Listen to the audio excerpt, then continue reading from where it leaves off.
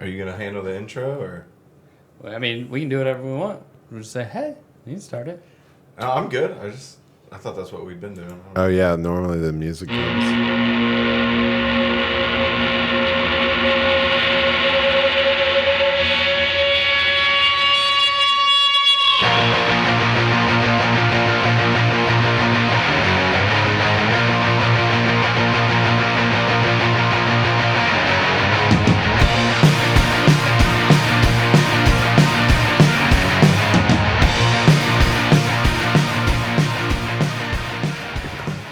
Crazy. Hey, guys. Welcome to Rough Draft Research. Welcome back. We just did some shit. Year one impact last week. We are going to dive into our divisional round series. We got a name for that? Divisional breakdown. Divisional Oh, breakdown. yeah. That's what my spreadsheet's called. Nice. Well, there we As go. it's called. That's my bad. So we're going to dive into it. We're going to start with the NFC East, and we're just going to work our way through the next 8 weeks until we get to the regular season. And without further ado, I'm going to kick it over to you guys and kind of explain what we're going to talk about. Yeah, I mean, we're just going to run down all 4 teams in the NFC East, talk about their draft, talk about what they did in free agency, who they lost, and then kind of like a 2021 just preview, little fantasy thoughts, thinking how all these losses and additions could impact the team, you know? For sure. Yeah, I mean, I think you nailed it, man. We're just going to kind of go through the depth chart and get everyone prepped for the 2021 year. I think it's going to be a banger. And I'll tell you what was not a banger was the NFC East last year. Oh, no, they were awful. You want to talk about a team winning a division with a losing record? That's what we got right here. Yeah. But there's been a ton of changes, so I'm super excited. And the funny thing is, I mean, we're going to start out in Dallas. The A team- Cowboys. A team that effectively has pretty much no changes. I mean, Yeah, for sure. get at me if I'm wrong there. Well, on defense, their draft, adding Parkins and Joseph in the first 2 rounds. But other than that, no, you're right. Like, no huge free agency additions, no huge losses either. I mean, they added Keanu Neal, who 4 years ago would have been huge. That's a household name, man. Lost Andy Dalton and Xavier Woods. And Uzie, Yeah. who 4 years ago would have been. Yeah, definitely what you're saying about the draft. You know, the first, 6 picks were all defensive picks. 2 again in round 6. And the free agency gains, I only charted free agency moves that were $2 million a year or greater. Okay. I feel like the rest is a little trivial. But like you're saying, they also got Terrell Basham, is an outside linebacker from the Jets. So yeah, really focused on the defense was a smart thing to do. I agree. They came out with the secondary rank of 29th last year. And we cannot forget that they were 28th in points allowed. Yeah. So that's crazy. They allowed 473 points last year. Yeah, it's wild. It's nuts. Yeah, so obviously it was the right call to focus on the defense pretty heavily because, I mean, at the beginning of their year before they lost Dak and a couple offensive linemen, their offense was cooking. I mean, they were still 2-3, but they were in games. So you look at it and you go, okay, we were putting up a lot of points and still losing these games before our offense went to hell because of injury. Then we obviously still need to focus on the defense. Like, it wasn't the offense that was screwing us at all. Right, with all the problems they had, so basically both left and right tackles missing pretty much the entire year. One missed the whole year. The other got like 150 snaps, which is effectively less than 3 games. Yeah. So that's big. You have them returning, and then Dak, of course, only made 5 weeks. And so, yeah, the problems were the defense, even when the offense was on fire. Yeah, so they weren't stopping anything. And it looks like the offensive side of the ball should be legit now, man. They finally got Dak in a long-term deal. That's big news. Their O-line, PFF's got them ranked as the 6th positional group, you know, of the offensive line. So I don't know. How does that make you feel about their chances this year of kind of sustaining what we saw in the first 5 weeks there? I mean, I think the chances are good, but there's a few factors that have to be kind of talked about. I mean, yeah, it's easy to assume Dak Prescott's going to come back healthy and not slow him down and not mess him up. There's one. And then as far as the offensive line goes, I mean, Tyron Smith is their best offensive lineman. He hasn't played a full season since 2015. He's missed 3 games in every season since 2015 until last year, where he missed 14. And he's turning 31 this year. So, that could be a huge factor. If he goes down again, are they going to spiral? Because, yeah, Dak was doing well, but he had Tyron for most of the games that he was playing. Right. And then all of a sudden you put Andy Dalton in there, and he's just getting waylaid every play. Not that we thought he was going to do anything special.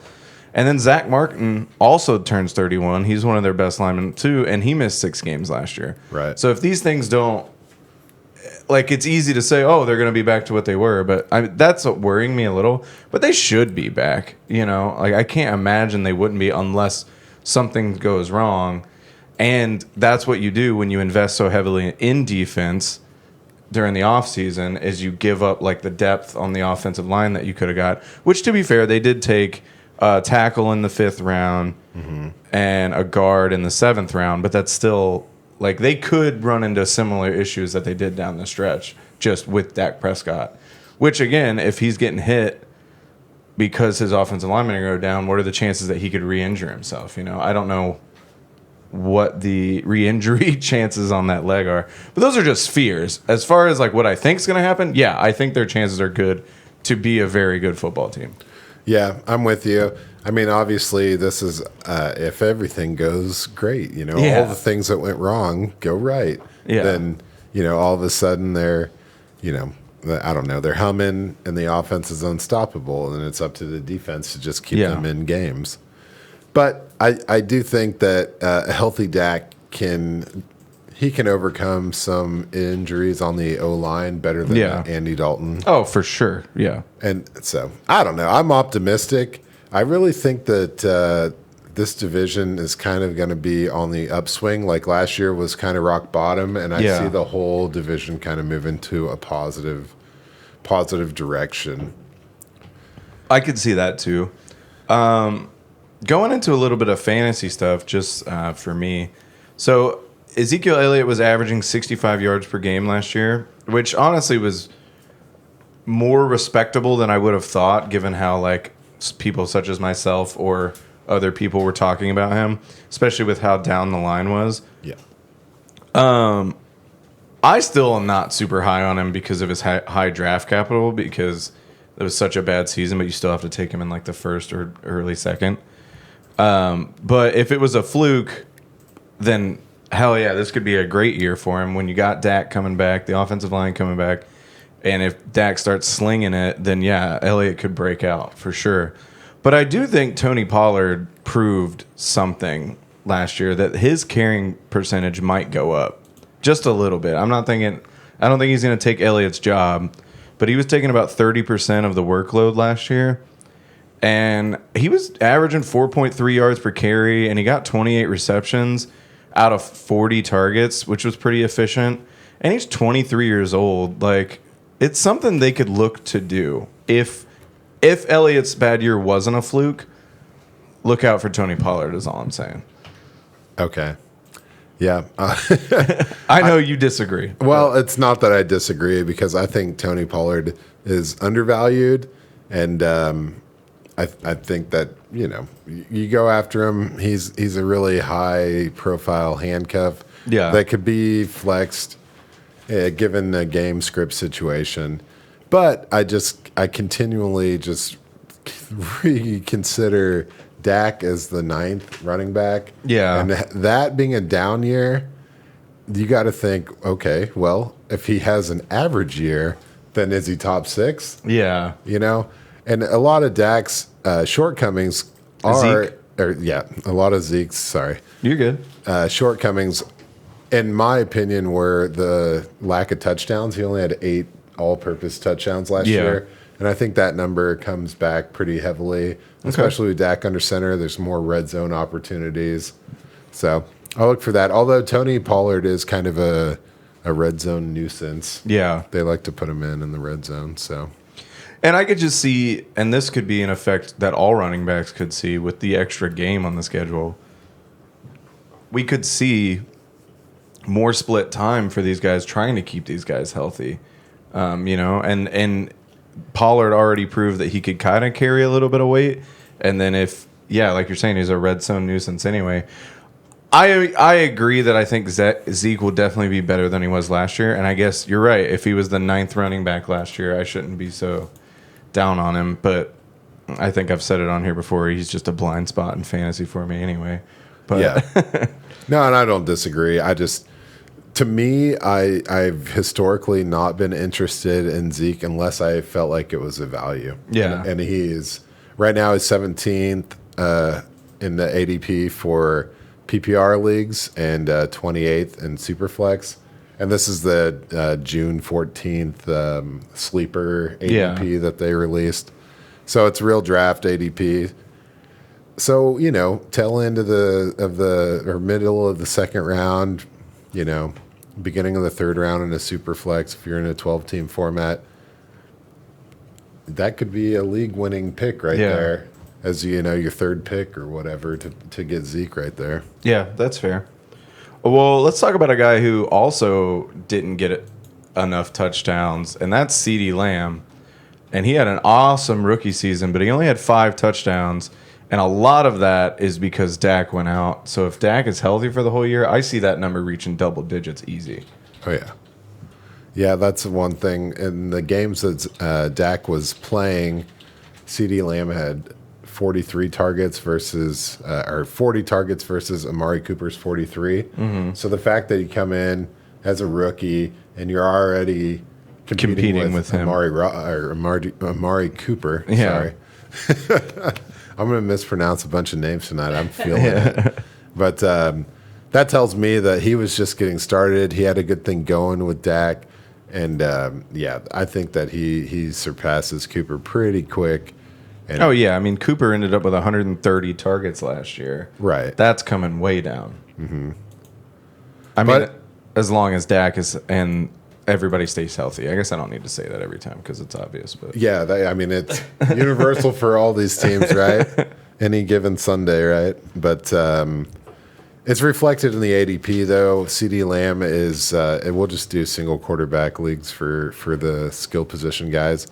He's at 26th, whereas Amari Cooper is at 48. Okay. So that's significant to be, 2 rounds higher. You got to wonder if it's going to pay back. Is CeeDee Lamb almost getting overvalued right now? I don't think so, man. I really don't. I could see him easily breaking because he didn't break 1,000 yards last year. He had like 990 something, and he only had 5 touchdowns, and that was with an atrocious offense due to injury. I could just see him blowing up. I really like CeeDee Lamb to be.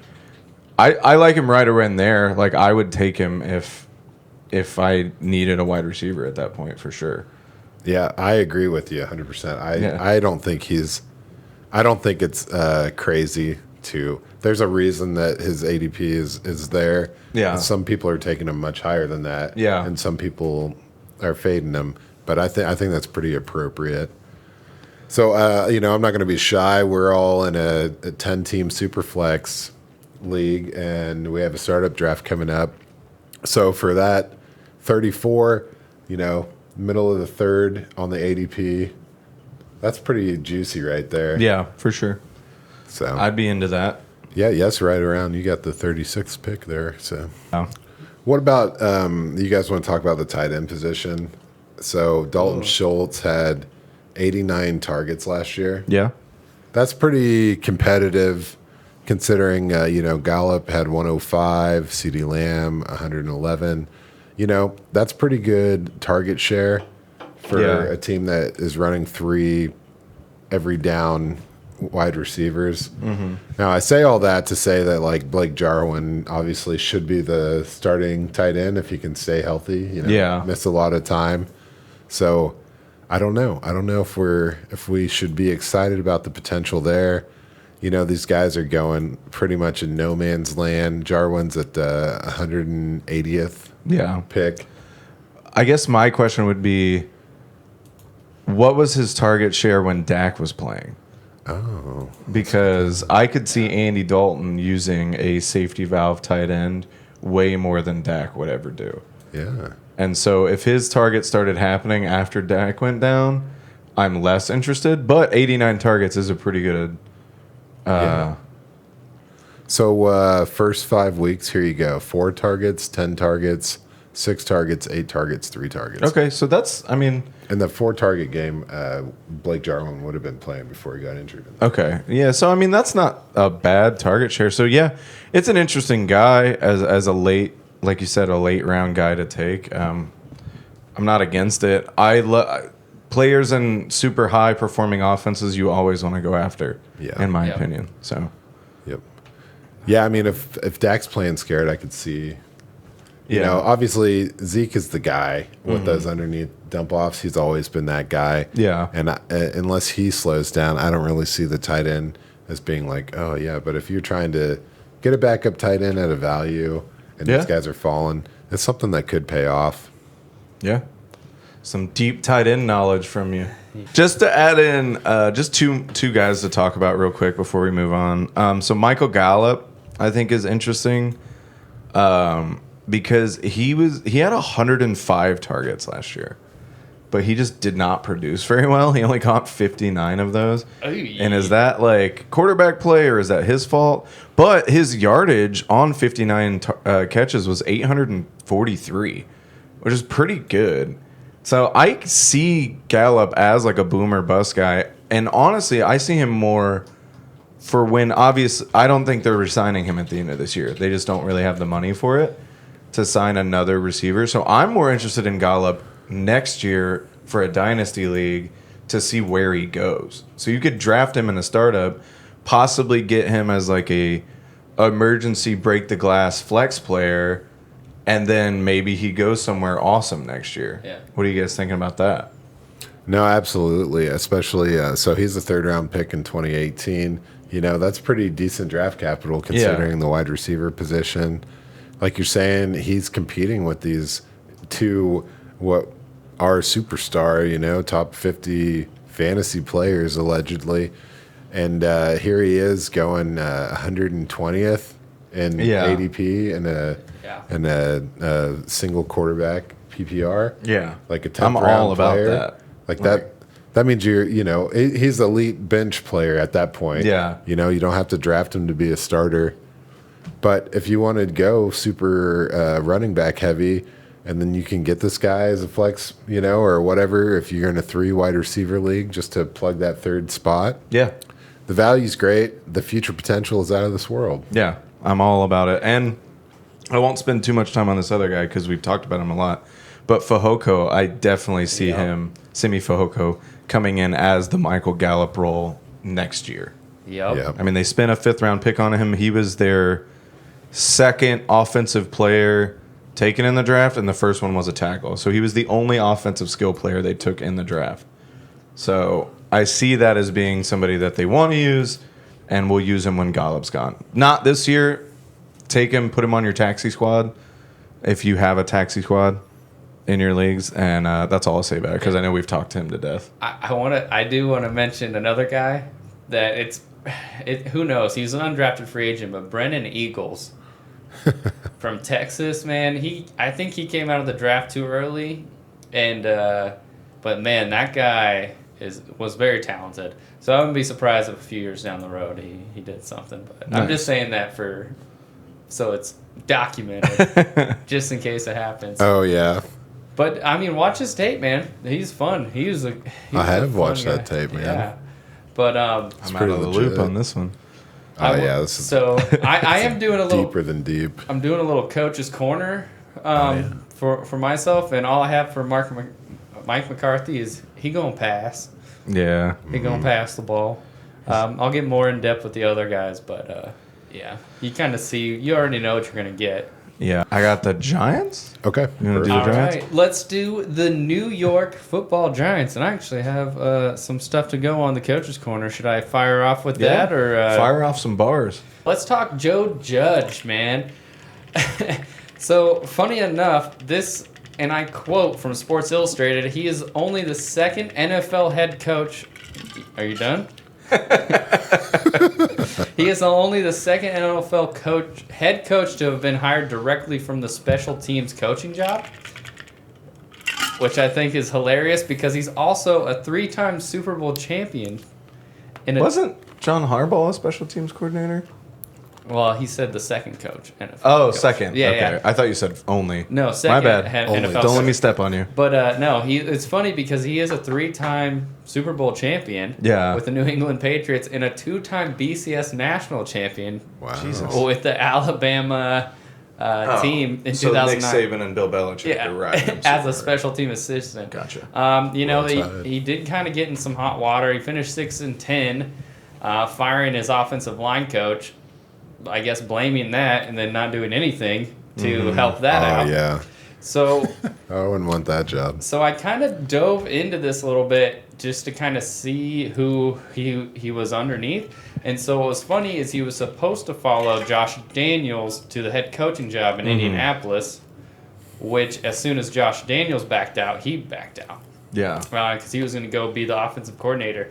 So I started kind of researching Josh McDaniels, just because it's probably who we learned from, right? So when he was a head coach in Denver. in 2009, some of the guys he was coaching was Brandon Marshall, Jabbar Gaffney, and Eddie Royal. So Brandon Marshall with 154 targets, Jabbar Gaffney with 87, and then 79 with not a strong running back presence. As well, and going into 2010 with Brandon Lloyd, who isn't a big guy, but he's a kind of like a back shoulder red zone specialist, right? With Jabbar Gaffney and Eddie Royal. So as that kind of came to me, I'm like, okay, that's kind of like you got your big man, you got your possession receiver big man, and you got your Eddie Royal who's doing a lot of underneath stuff. So I was like, that's interesting. So now, oh, and not to mention when he was with the Patriots, he tried to bring in Josh Gordon. So it's like, okay, you like these big guys because it was only Julio Edelman and Rob Gronkowski. You could tell he was missing his big man. So now let's cut to Jason Garrett, the now offensive coordinator for Joe Judge. If you remember, in 2013 and 14, that was the Des Bryant golden era. Yeah. So we're talking another big guy, possession receiver, high get the ball. And we're also looking at a guy like DeMarco Murray in his prime with Jason Witten and Cole Beasley. So I started kind of seeing a pattern from, between Josh McDaniels and Jason Garrett, where I'm looking at a DeMarco Murray, elusive runner, not necessarily between the tackles, Saquon Barkley. Des Bryant, Brandon Marshall, big possession guys, bring in Kenny Galladay. Jason Witten, bring in Evan Ingram. Cole Beasley, shifty route runner, Kadarius Toney. Yeah. And then you had your Terrence Williams, a 2.62, 208. You bring in someone like Darius Slayton or Sterling Shepard. I mean, he's only 5'10". And then if you look at the 2020 Giants offense, Evan Ingram, 109 targets, 63 receptions. Darius Slayton, 96 targets, 50 receptions. Sterling Shepard, 90 targets, 66 receptions. So, I mean, I think Jason Garrett's trying to just build his 2013-14 Cowboys receiving core, and I think Joe Judge is on board with that, with coming from the Josh McDaniels offense. Yeah. So I just saw those similarities, and it kind of made me pretty excited for Kenny Galladay after I just traded him. Yeah. Because I think Daniel Jones is the down the field receiver. So I'm just presenting the facts in which I found. So I'm curious what you guys think of all that. I mean, it makes sense. You made a lot of good comparisons. So, I mean, Kenny Galladay would fit 100% into that role. No, I like it. It makes me excited. I'm not excited for reasons we'll get into later, but everything you said got me excited for sure. Yeah. Yeah, that was baller, man. I want to hear it again. Yeah. Just run it back. Fuck yeah. But I mean, so we know Kenny Galladay is the jam, right? Mm-hmm. You know, playing with Matt Stafford, you know, who's pretty good downfield passer as well, really showcased that skill set. So, I'm all about it. We all love Kenny Galladay. But Yeah, for sure. I'm curious if we're going to start seeing. You remember, like back in the day, the Des Bryant like slant. Yeah. Yeah. So I'm curious if like that's going to come back, or if that's going to be where someone like Kadarius Toney comes in and starts doing kind of some more things like that. They'll probably, I'm sure they'll do both, Right. get just to mix it up. But Kenny Galladay in the red zone doing Des Bryant things, that does intrigue me. Yeah, because if you remember, right? Yeah, Des Bryant he did went pre- off Yeah. for 16 like 3 touchdowns years. Yeah. in 2014. That's pretty good. Let's not forget Evan Ingram is 6'3", 4'4", 40 Right. guy. Yeah. So, Also, Kenny Galladay is 2 inches taller than Des Bryant. Oh, wow. damn. I didn't Yeah, know he's that. 6'4". Des Bryant was 6'2". That's I great, remember, man. right? I just worry about the deep passes. I'm sure you're Yeah. about to get into the, what kind of pocket is Daniel Jones going to be throwing at? Yeah, and that's been the biggest thing. Just so to quickly run through their draft, they took Tony, obviously, Aziz Al-Jalari, the linebacker. I probably butchered that, and I apologize to the man. Aaron Robinson, Ellerson Smith, Gary Brightwell, and Radarius Williams. They lost Cam Fleming, their offensive tackle. Didn't do anything about replacing him, which, to be fair, he wasn't very good last year. But their offensive line was one of the worst in the league last year. I have the numbers. Where did they go? They ranked 31st. That's not last. Well, in the 2021 preview, they're dead last. Yeah, they're dead last. And actually, they had the worst. If you just do pass blocking, they were the worst offensive line in the league, according to PFF. I mean, you can't be 31st without being the worst at something. Yeah. And they had the 23rd run blocking line. So just a little bit better on run blocking. But so if Daniel Jones gets all these shiny new toys and the coaches love these players for the offense, but then he can't throw it to anybody, Right. then what's the point? If Saquon Barkley can't have any free open lanes, we all know he's an electric runner, but you can only do so much. And if he's getting popped and popped and popped again, he's already been a little injury prone so far. If he's getting smacked as soon as he gets the ball, and you got Dave Gettleman saying, "Oh, you guys see our offensive line as a problem. Obviously, we don't." And so, all right, let's go. But I will leave my skepticism to the side. If everything does work out, this offense could be fun to watch for sure. It's going to be a ton of fun to watch. It has to be a ton of fun. So Kevin Zeitler also leaving. Yep. And they did nothing in free agency, Yep. and they did nothing in the draft. However, they did focus on, getting a little more defensive stability, which is great. But Yeah, because their defense was pretty decent last year. that's true. And the thing is, you have to understand that throwing $18 million at a wide receiver and throwing $0 at your O-line, It's a bad call. it's a horribly imbalanced approach, especially when you use your first-round draft pick on a wide receiver. Yeah. It's crazy. Obviously, Nate Solder's coming back after opting out, so maybe that helps a little bit, but you got to do better than that. You're looking at there are only 2 teams that scored less than 300 points in the 2020 season. Yeah. And they both called New York City home. You know what I mean? Yeah. So let's do something. Only 12 passing touchdowns in 2021. You think that was really just because you're rolling out Golden Tate Yeah. every play? No, man. No. There's more to it than that. I couldn't agree more. But you got to really look at Evan Ingram, man. I know that people are sleeping on this guy, but he's averaging 7 targets a game over his career, Yeah. That's consistent. That's solid. They want to use him. Obviously, they got Kyle Rudolph in the house, so you got to look out for that. I do think it's funny. The leading target on his team, 109, 63 receptions, and 1 touchdown. Yeah. Yeah. Yeah. It's sad. Well, that's the 12 passing touchdowns from last year were 7 different players, right? Yeah. So no one was consistent in the red zone. Nope. And I have to believe it was because the passing plays weren't developing because of offensive line problems. Yeah, if you don't have time with an already proven to be turnover prone quarterback and you're not giving him an amount of time necessary to dissect the field, then yeah, you could have the best receivers in the league and it's not going to matter that much. I don't know. I like Evan Ingram. I'm with you. He could go under the radar and improve his game, not being the major target on the offense now. Because obviously I think Kenny Golladay steps in and is the number one guy. Shepard and Slayton saw decent workloads. I mean, both their efficiencies could have been a little better, but they saw a decent amount of targets and a decent amount of work. So you add Golladay to a room like that, and then Tony, whenever he shows up to bring in that playmaking ability, you could open up Evan Ingram where they've got so many things to worry about that now he's kind of all on his own. Yeah. You know, like he might be going under the radar even for NFL teams, not just in fantasy. Oh, yeah.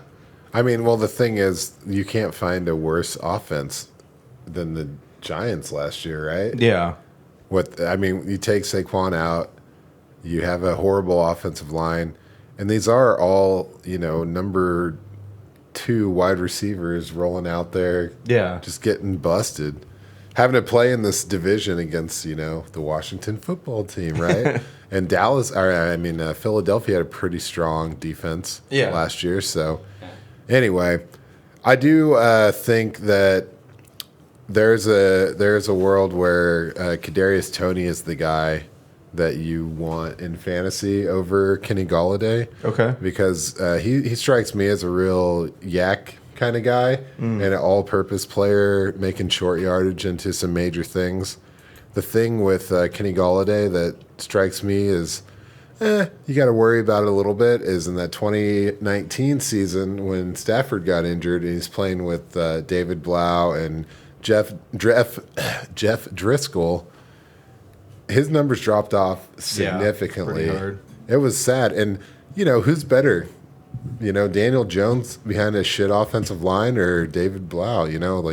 I know it seems like Daniel Jones should be the right answer, but I think it's a valid question. Yeah. So if we're looking in an offense that can't hit its stride, Golladay seems kind of like a waste of $18 million,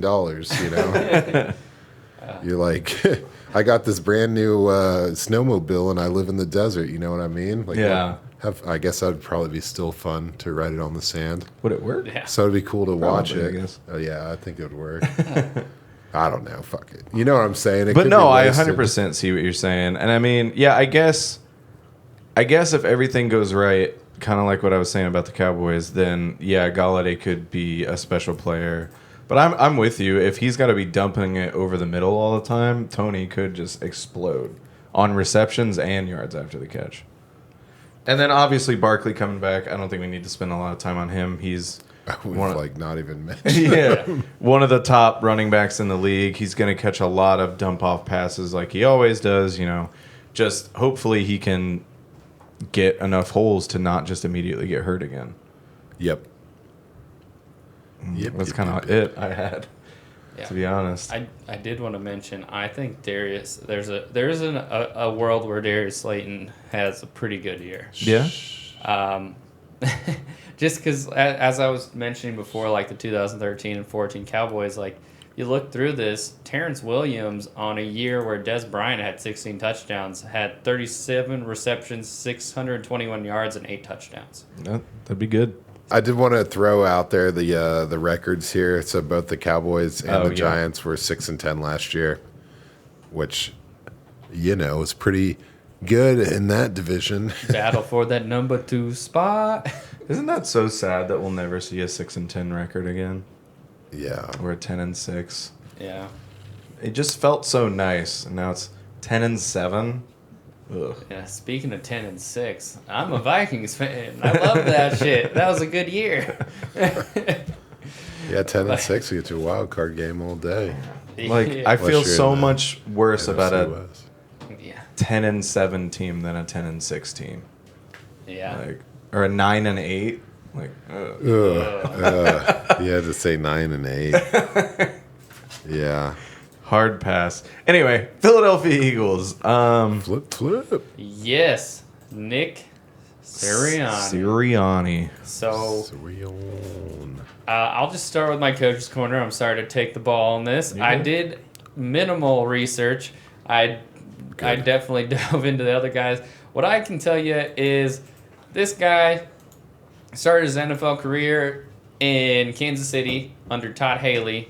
Kind of one way or another kind of weaseled his way in there with a good interview. And kind of went through that, was with the Chiefs until 2012 with the coaching change with Ronnie Cromell, I think is his name. Romeo Cromell. And worked his way up to wide receiver coach in 2012, the Dwayne Bowe era. Doing pretty well. And then going into offensive quality control coach in San Diego. The Chargers, working there until 2017. He didn't really move up. Went to the quarterbacks coach, the receivers coach, working with people like Phillip Rivers and, Keenan Allen, Antonio Gates, finding his way into Indianapolis, doing the offensive coordinator until becoming the head coach of the Eagles. And if there's one consistent thing I can tell you from all of this, is he always had a stable running back. You go through the Kansas City, when he was there, Jamal Charles. Going into San Diego, Melvin Gordon. And Danny Woodhead, But, and then moving on to the Indianapolis Colts with like Marlon Mack, and then I guess ultimately Jonathan Taylor, if you want to count that. But, it was a weird year last year once Marlon Mack popped his Achilles. But, so I'm just curious if I think maybe that'll progress. It's always been having that number one receiver in, a T.Y. Hilton or Keenan Allen or Dwayne Bowe. And then not even to mention, Tony Moaki in Kansas City, the tight end, into Antonio Gates, into Eric Ebron.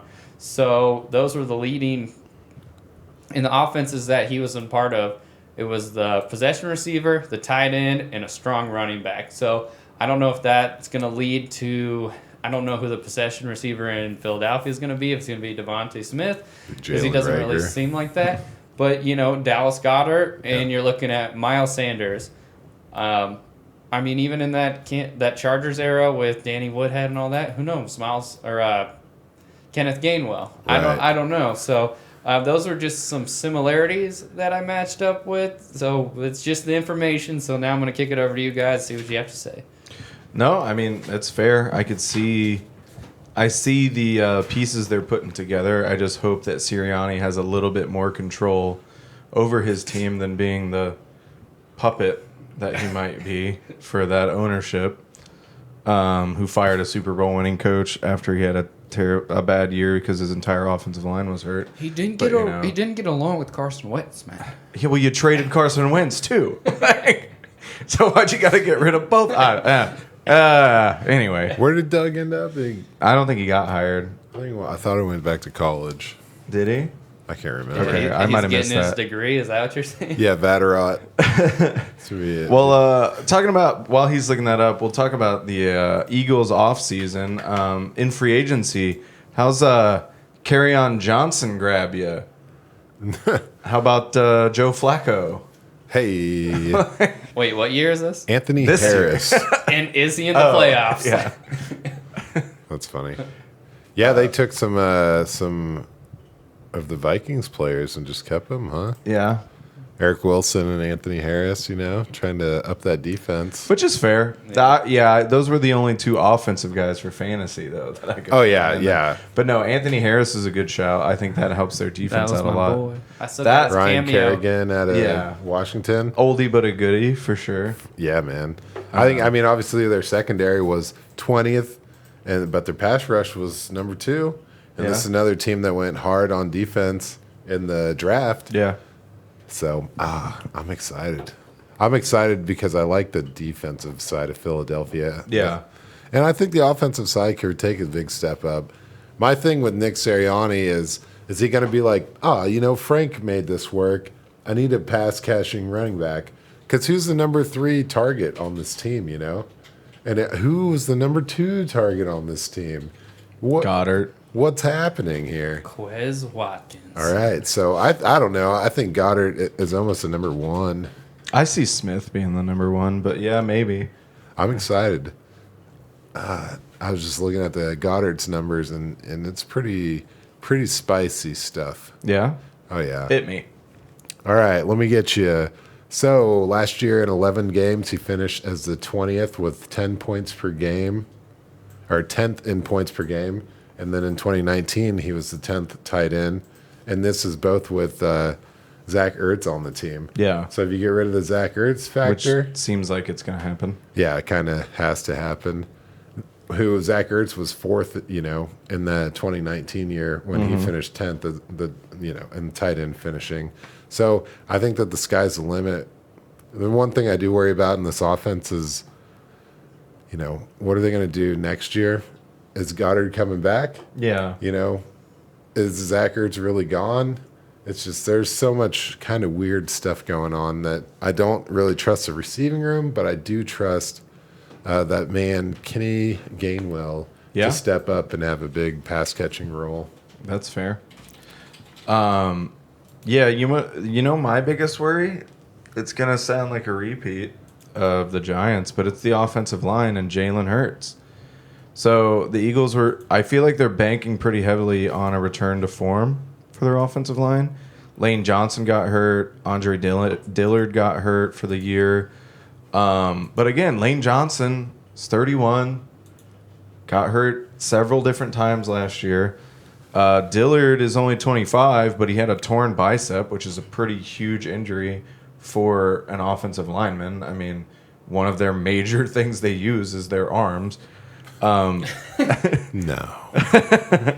So they got him coming back. And then, to be fair, they drafted Landon Dickerson, who, by all accounts, could be an amazing player. But he's been injury-plagued his entire career. So this thing could all fall off the rails again for a guy who only threw 148 passes in 4 games as a starter last year, named Jalen Hurts. If his offensive line is crap, is he really going to be able to, learn the offense and become a true starter and get these guys the ball? Man, you just I hope that he never hears about any of my injuries because he's gonna never coming back. Brandon Brooks also missed 2020. He's an elite right guard. So. Yeah, for sure. And I think Jason Kelsey. No one's going to argue with him being amazing. So there are components of this O line that really could make this a top 10 caliber team. That's fair. At that that position group. But like you're saying, if there are injury struggles, then there's going to be issues. But I think that rushing quarterback and Jalen Hurts can overcome some of these things. I think he can develop. And again, it all just goes back to Kenny Gainwell getting those dump off passes. Oh, for man. sure. I think Gainwell's going to feast. About Kenny Gainwell for a second? Sure, because talk about him. you guys know who I keep bringing him the up. offensive coordinator for the Eagles now is. Oh, yeah. Shane Steichen, who had most of his coaching career in the Chargers, the Los Angeles Chargers. He's the interim offensive coordinator in 2019, kind of like the Austin Eckler breakout kind of year. Mm-hmm. And, there's nothing to be said about last year. Austin Eckler didn't play. They didn't really have that type of guy, so he might be coming in to be that Austin Eckler kind of guy. I think he absolutely is. So I think they want to use Miles Sanders predominantly on the ground because he had, even behind this line that was so banged up, he had decent rushing numbers. I mean, he had 867 in 12 games. Yeah, which is not bad at all. So if the line stays a little healthier and they use him as the runner, I see Gainwell. Yeah, I see him catching tons of passes in this offense. It is interesting, though. We got to note that they did bring in Kerryon Johnson, and they still have Boston Scott. So there are 4 bodies there, and he's a 4th-round rookie at the end of the day. Right. Maybe it takes him a minute to get going. It does kind of seem like they're looking for that role, though. Yeah, so I agree. If Miles Sanders steps up, it could be a big-time thing. But, we'll see if it's more of a committee thing or if it's it's going to be true to that. I guess I'm still just worried about Jalen Hurts. I because we haven't seen enough from him, but I agree with everything you guys are saying about the roles that these guys are going to have. But, quarterbacks scare me because they can take away all of those roles pretty quick. Well, and that's why we need you, because we're definitely in the glass half full mentality. At least I am over here. Yeah, I mean, I think just Jalen Hurts' rushing game that's next level. I could see a situation like Buffalo where you want to get excited about these running backs, but really, yeah, Jalen Hurts takes it all. Yeah, I mean, let's just look at his 3 good years in college, not his junior year, and you're looking at 950 plus yards with 13 touchdowns, 850 plus with 8 touchdowns, and then his senior year just short of 1,300 with 20 touchdowns.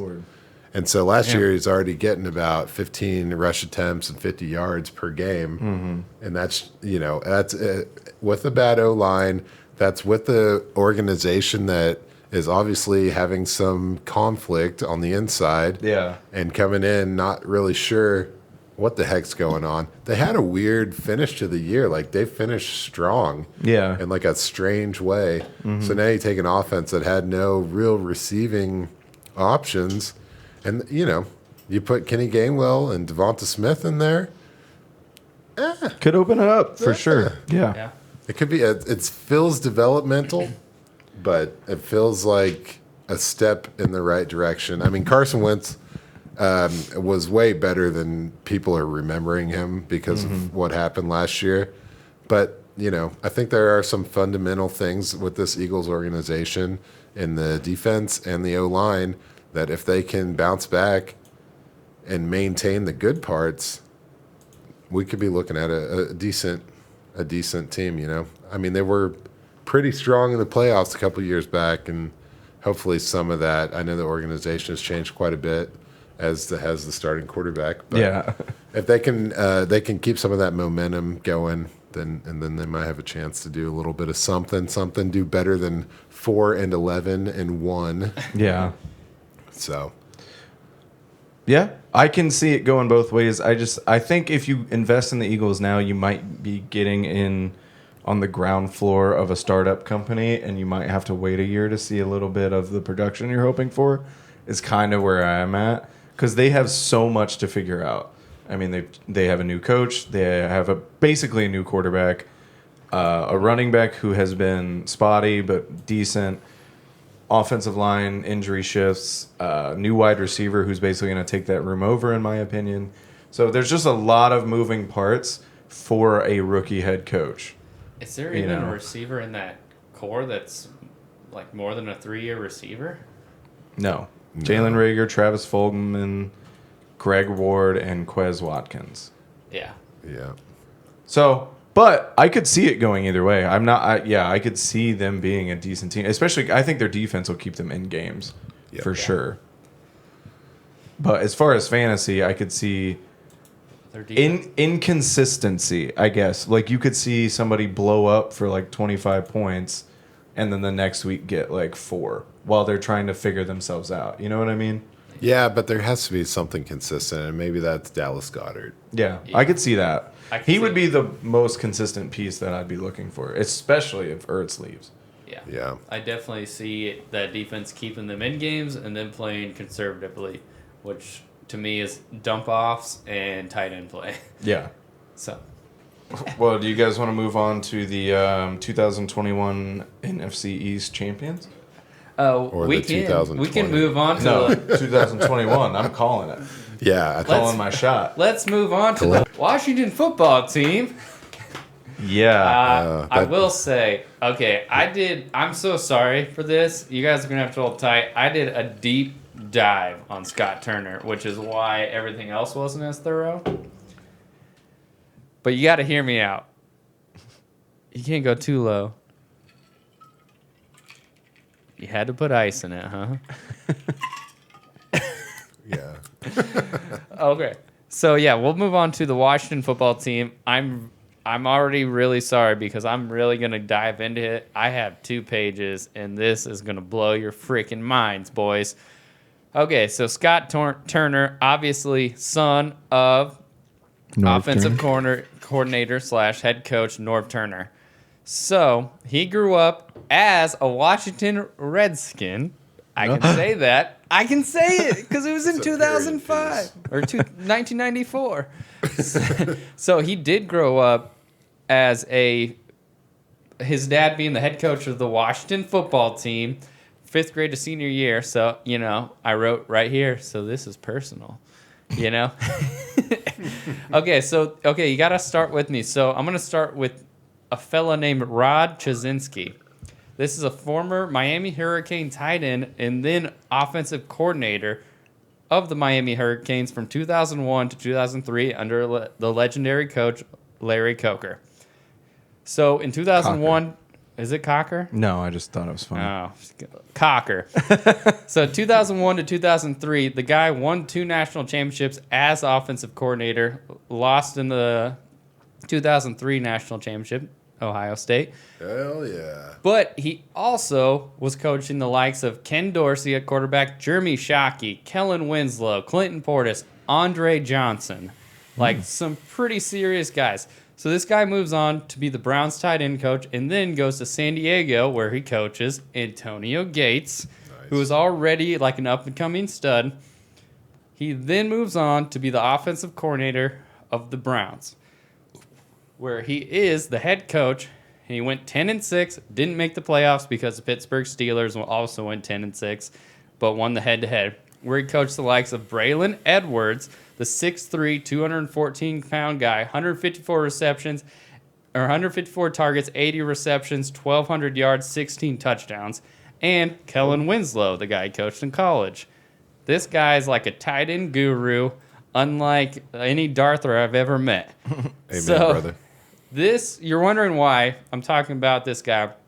He then goes on to coach in San Diego. So we'll flash back a little bit to Norv Turner, where he coached the Chargers from 2007 to 2009, and further, where his leading reception leaders were Vincent Jackson, a 6'5", 230 guy, Antonio Gates, and it was obviously the LaDainian Tomlinson show. Yeah. So in 2009 to 2010, the tight ends coach, who is this Rod Chazinski, he comes in as a tight ends coach, assistant to head coach Norv Turner, right? So with an aging LT, or LaDainian Tomlinson, I call him LT, we know each other. Mm-hmm. He kind of shifts, and everything becomes all Antonio Gates and Vincent Jackson. Also, LaDainian Tomlinson, 3rd in targets in that whole season. So then we're going into 2010, where Vincent Jackson plays 5 games. So they rely heavily on Darren Sproles and Malcolm Floyd, the 6'5", 225 receiver. So this guy loves big-bodied receivers, is what I'm gathering. We're talking Andre Johnson. We're talking Malcolm Floyd. We're talking Vincent Jackson. So this is where it all comes together for Scott Turner, the now offensive coordinator for the Washington football team. He gets hired as an offensive quality control coach in 2011 for the Carolina Panthers for first-time head coach Ron Rivera. Ooh. He is also, Ron Rivera is formerly the defensive coordinator for the San Diego Chargers. Oh my gosh, from 2008 to 2010 under coach Norv Turner. So Rod Chazinski comes in and turns this horrific offense into a top 10 offense under Cam Newton, Steve Smith, Greg Olson, and a running back committee of D'Angelo Williams and Jonathan Stewart and Cam Newton. So now we're going into 2012, where Norv Turner is... Oh, I'm losing myself here. Okay, so Norv Turner's still the coach there in Los Angeles, or I guess then San Diego, where he's going on the likes of Malcolm Floyd and Antonio Gates. Also, the second leading receiver in receptions that year was Ronnie Barber, running back. Yeah. Ronnie Barber was also 3rd in rushing attempts, behind Ryan Matthews and Jackie Battle. So what I'm saying is, these guys aren't afraid to go off a running back committee. Right? So now we're going into Rod Chazinski, who leaves the Carolina Panthers to go coach the Cleveland Browns. He brings in, for his offensive coordinator, Norv Turner, and wide receiver coach, Scott Turner. This, if you don't remember, in 2013 was when the wide receiver phenomenon of Josh Gordon comes to light. Yeah, why everybody still freaks out. Every time Yeah, he gets- 159 targets, 87 receptions, 1,600 yards, 9 touchdowns. Also, the second leading receiver, Jordan Cameron, tight end, 118 targets, 917 yards, 7 touchdowns. And this was under the likes of 3 different quarterbacks. So it's all fucked. It's all just fucked. He also had a running back committee of Willis McGahee and Chris Obenanwa. Sorry. But it's also to be noted that though Willis McGahee was the leading running back, the third in receptions was Chris Obenanwa. Chris O. Chris O. So what I'm saying is it just seems like there's a pattern going here. Because now we're going to go to the 2014 Vikings, where Norv Turner is hired as offensive coordinator with his son Scott Turner, who's the quarterback coach. I don't know if you remember the running back committee of Matt Asiata and Jerick McKinnon. Yeah, we all do. Right? I don't. I blocked this year out of my head. But so then and Adrian Peterson comes back in 2015, takes everything. Then we have breakout years from rookie Stephon Diggs and fourth-year guy Kyle Rudolph. So if we're seeing a theme here, right? Yeah. Tight ends. This guy grew up in the league just under like this tight end guru, and his dad who just loves these big guys, like, and are not afraid of this running back committee, right? So in 2016, Kyle Rudolph continues to do his thing, leading. This is where he developed the name Rudy Red-Nosed Reindeer, right?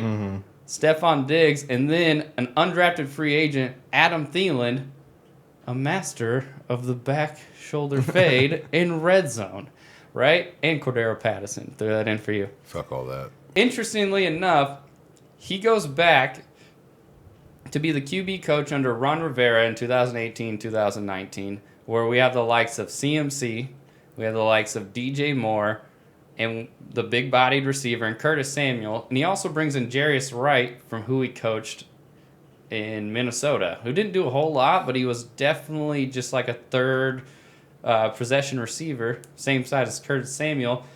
He then follows Ron Rivera to Washington, and that's where we lie now. All Okay, right. but to summarize it all, I think that J.D. McKissick is going to have I think he's going to have a high participation in this offense. I think Gibson's, if you look at all this data, I think Gibson's going to be the lead runner, and I think J.D. McKissick's going to be the lead receiving back. And with that said, with J.D. McKissick leaving next year, Jarrett Patterson, and or Antonio Gibson might get that CMC light, green light. Awesome. Oh yeah. So- I'm stoked about that. I think if they can just So hold you on gotta to wait it. a year on that. Wait huh? a year. So if he has a You gotta bad buy year him. and you're worried about something, I think you buy him. And I just want to make 2 other points. Uh-oh. This is a guy who developed a little bit of Stephon Diggs, and I remember someone comparing a rookie this year to Stephon Diggs in a Diami Brown. Yes, he did. Yes, he did, my boy over there. And I also wanted to say, I got to bring my piece of paper out. We're talking about the likes of Vincent Jackson, Brandon Marshall, Josh Gordon, Braylon Edwards, Andre Johnson, Malcolm Floyd, and Adam Thielen. These are guys that are from 6'2 to 6'5, 205 to like 220. The reason I brought up Brandon Marshall is only because if we're talking about Ryan Fitzpatrick, the 2 times he was a starter at the 2015 Jets, he targeted Brandon Marshall, the 6'5", 230-pound guy, 173 times. Good Lord. And then also when he Thank you, was thank you, the thank starting you. quarterback in Buffalo, he targeted Steve Johnson his big man 135 times. So this guy loves his possession receivers, and he loves his tight end. I think Jordan Reed it's not Jordan Reed anymore. Logan Thomas. I think Logan Thomas and Antonio Gandy Golden, 6'4", 223, are gonna have breakout years. I'm just kidding. I think Scary Terry is about to get scarier. If everything comes together, I think Terry McLaurin's gonna fucking blow the fuck up. Oh yeah. I think J.D. McKissick's gonna be fantasy relevant in a PPR league. I think Antonio Gibson is 1 year away from being an incredible running back. I think Curtis Samuel is a wash. Ooh, Really? so buy your Curtis Samuel shares while you still can. I think Curtis Samuel's going to basically just be the guy that's going to be the changeup. Like, hey, he's going to get like 500-600 yards and a couple touchdowns. So he's gonna be 2019 Curtis Samuel. 100%. They paid him an awful lot of money to do that. Well, Are we talking about Kenny Galladay or are we talking No about Curtis shit. Samuel? I lost myself. I blacked out. What happened? Well, for my Basically, other man, league Jordan I just Reed's drafted back. for, I hope you're wrong about Curtis Samuel, but I'm with you on everything you said. As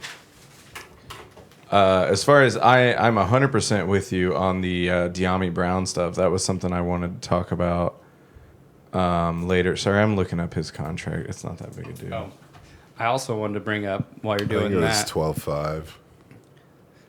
While you're doing that, the two 3-year, $34 million contract.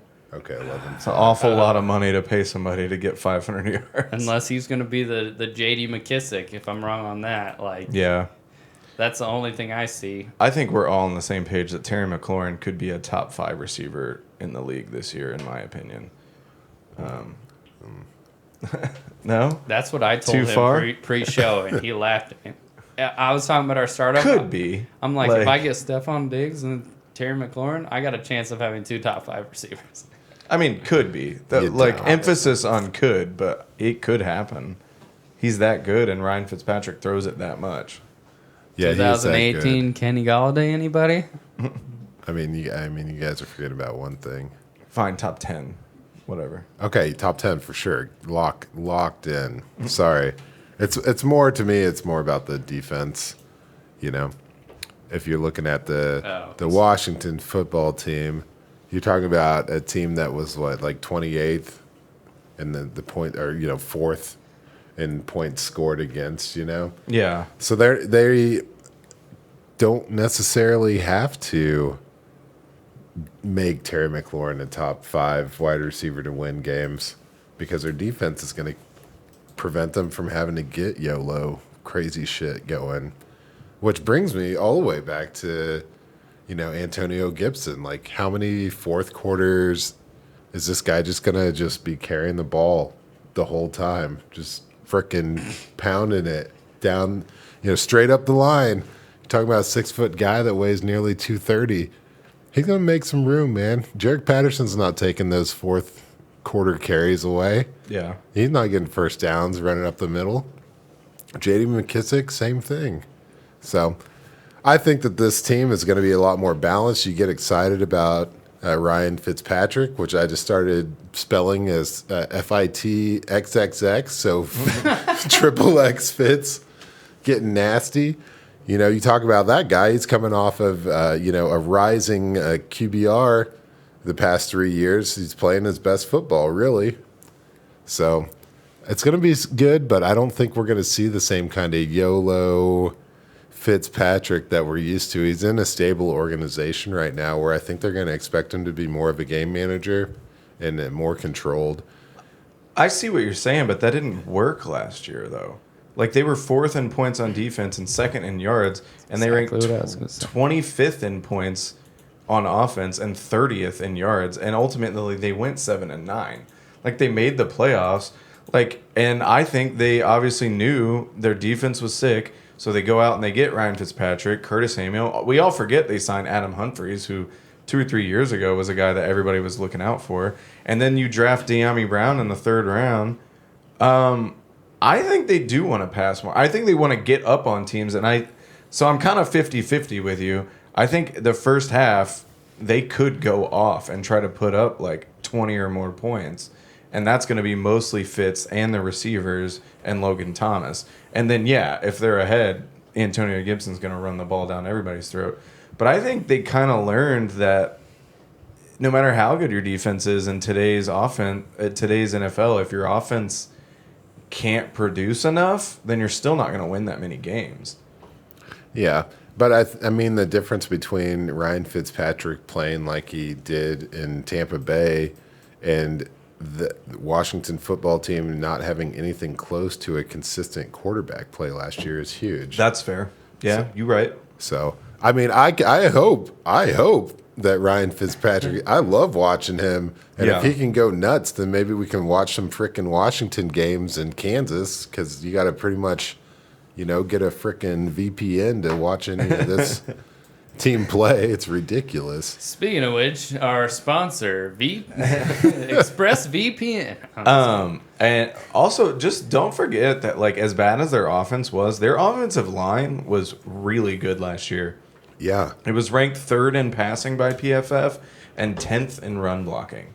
And so basically unchanged. Yeah, I mean, they cut Morgan Moses recently within the last week or two. Mm-hmm. But they drafted Samuel Cosmi, which I think is an underrated tackle. I mean, obviously he's a rookie, so you never know. So I think the offensive line can stay there, and I would argue, without doing research, that this might be the best offensive line that Ryan Fitzpatrick's ever played behind. Like, he's usually on pretty subpar teams, and like I said earlier, I think this team is going to win the division. It's going to be them or Dallas, and I'm putting money on Washington. Hands 100%. down. Yeah. And so I could see him slinging it. I really can, man. And I mean, obviously Terry's going to be the guy, but Cam Sims was the second most productive wide receiver on the team last year. He had 32 catches and 477 yards. Right. The second leader in receptions was McKissick with 80, then Logan Thomas with 72, and then Gibson with 36. And so they go out and they bring in Samuel and they bring in De'Ami Brown in the 3rd round. They spent a 3rd-round pick on him. Like, man, I'm excited. I do see your point for sure, and if it goes that way, I will not be surprised because Ron Rivera's always been kind of a more subdued coach. But defensive guy, He wants to control the game. He doesn't. Also, his defensive coordinator is Jack Del Rio, so it's like two of like these defensive-minded guys.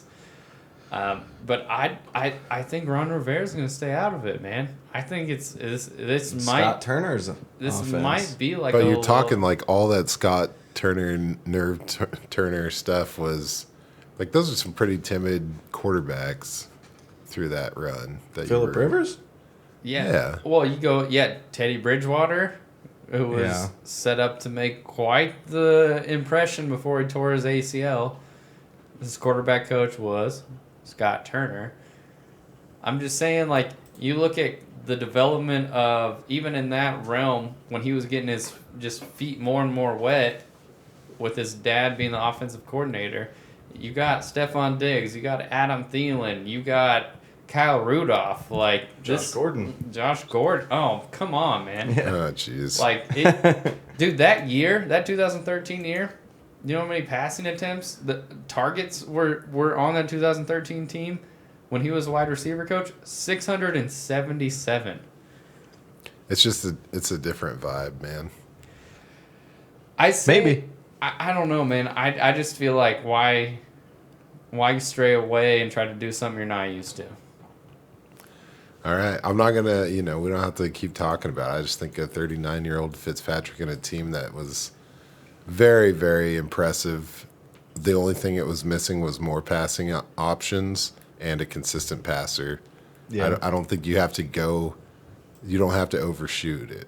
I think you've made the changes you need. Just control the game. Yeah. This might just be a natural thing, man. Don't fuck with nature, bro. All right. Fitz gonna magic. I'm about split on It's all both the good. arguments, to be honest. But all I want is for Terry and Curtis and Gibson and Logan Thomas and Diami Brown, through the moon, man. I want Washington to win the fucking Super Bowl next That'd be year. fun. Okay, this It'll is make one. me so happy. The one thing I neglected was actually looking at their schedule. Which Well, they, we know what 6 of their teams are, right? Or 6 of their games. Well, right. But then they won, so they're gonna have to play all the So- NFC The winners. division winners. Yeah, they're gonna play us. Yeah, they're playing the AFC West. Uh-oh. So you still stand by that? They're gonna Yeah, have to man. put some points on the board. They I'm play the telling you. AFC West plus They're gonna be Tampa shutting Bay, down Green some Bay, AFC West Buffalo, New Orleans. I could see us losing that game. I'm excited. I could see this being a lot of shootout games right here, buddy. Yeah, you know how many picks Ryan Fitzpatrick throws? Not as much as Brett Favre. I'm telling Wow, Jesus, you. All right. seemed unnecessary. All Sorry. right. I'm sure we got getting more. off I got topic. way more to say about them, right? Oh fuck. No, I don't. We No, pretty you much. Antonio Gibson's going to be a stud. I do want to say that. I mean, I think we all kind of indirectly said it, but just off rip, I think he's going to be amazing. Yeah, I mean, I almost was just saying that, like, I don't think you have to, like, you need to wait a year to be the full CMC. But as far as what I think to be a very, very timid fourth quarter nursing a lead, Andy Reid in 2018 type gameplay is what I'm expecting out of this team, you know? So that means a lot of rushing work in the fourth quarter. Okay. For Antonio Gibson. But I did want to say that I wanted to go back to some Fitzpatrick stuff, and I guess I don't even have to say it. Basically, in 2018, when in the 4 games he was the full-time quarterback in Tampa Bay, there were 5 different receivers that had 96 or more yards in one of those games, and not really a consistent player to get multiple 100-yard games, except for Mike Evans, right? So he will spread the ball around. The same thing goes for Miami. You know, even Isaiah Ford was getting some pretty good action last year when Fitzpatrick was in there. So that kind of goes against what you're saying about Curtis Samuel a little bit. I think that it's going to be unpredictable, like you were saying. But aside from Terry McLaurin and really Logan Thomas, I think we're going to not have a lot of consistent production out of the rest of the pass catchers. I could see that. Yeah. But yeah, man, I think the O-line is really good. And I Yeah, thought that underrated. Yeah, Samuel Cosme out of Texas, that was a really, really good. Super smart pick. Talk about a team that didn't just go one way or the other like all the other NFC teams. Linebacker in the first round, offensive tackle in the second round, cornerback in the second round. Or was St. Jude's second or third? I don't remember. They had 2 picks in one of those rounds. 2 picks in the third. It was Okay. a cornerback. So St. Juice Juice. in the third, and then De'Ami Brown in the third. Like they were going back and forth, back and forth. And they got John Bates at blocking tight end in the 4th. So I feel like, okay, so now melding all of these ideas that we had. So this could potentially be a team that plays conservatively, but then gets to the playoffs and can just really let it rip. Oh, yeah. Like, this could be a very dangerous Well, this is team. That's what I'm saying. And one thing we haven't touched on with Ryan Fitzpatrick, and I'm just, every time you say something, I'm going to say Ryan Fitzpatrick. But he's never been on a team that really had a prolific rushing presence in the past few years. Right. So, anyway, but yeah, I think what you're saying is that this team has so many options on how it's going to win, aside from limiting the other team from scoring, that, yeah, you're going to see really a prolific team, especially in the playoffs when you get down the stretch. Yeah. And if they can start throwing out extra stuff, which Ron has always kind of had a little flair. It's not sexy, but like he's always had a pop of surprise in his game. So pretty excited. Yeah, it should be weird. I definitely think that Antonio Gibson might be a light second coming of a CMC. If they can find the right quarterback post this year. That is the issue after this year. Oh, my God. Yeah. Well, yeah, so I think we all have them winning the division. That's that, man.